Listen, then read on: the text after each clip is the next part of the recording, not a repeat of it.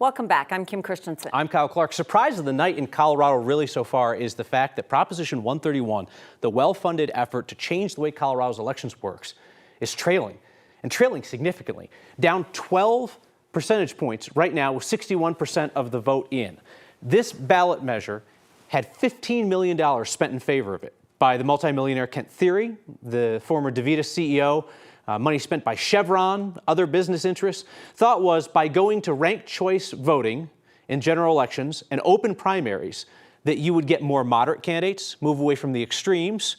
Critics would say you're going to get candidates who are handpicked by very rich interests. Right, with a lot of money behind them. And that was the thing that was so interesting, because all we heard were the pros, really. That was all that was presented as the pros to ranked choice voting. Because there's a lot of money. There's a lot of money behind it. There was a lot of money. And our Kelly Rinke is covering this. It's a bit of a surprise, Kelly. And apparently a lot of people are saying, we'll keep things like it is.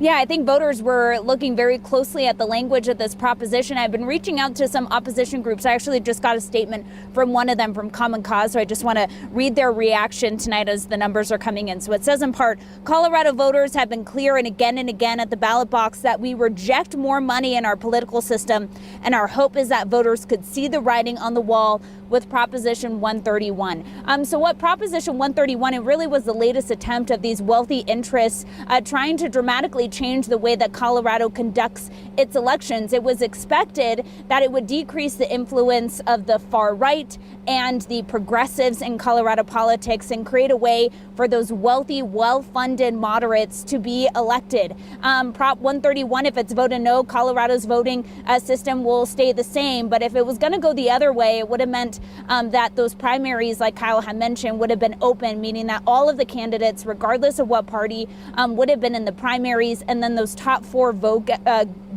getters would have gone to the general election, and then voters would have ranked their top choices 1 through 4.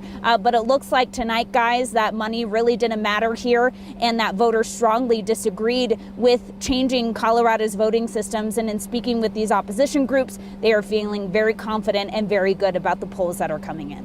Yeah, that is one of those that when you read the language, you had to look closely at what we were exactly doing and who was for it and who was against it.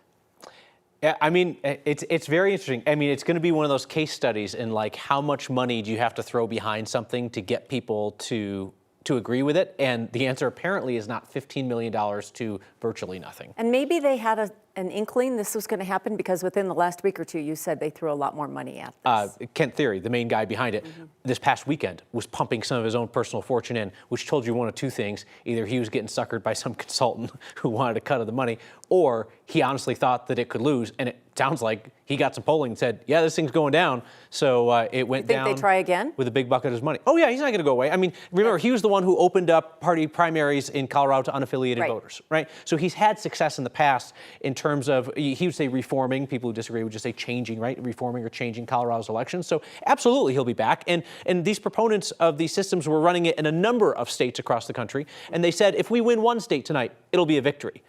I bet you a lot of them thought it was going to be Colorado. I bet you a lot of them thought that it was going to be Colorado, because Coloradans have shown a willingness to change our electoral systems in the past. But Coloradans apparently weren't buying it. Our election coverage continues right after this.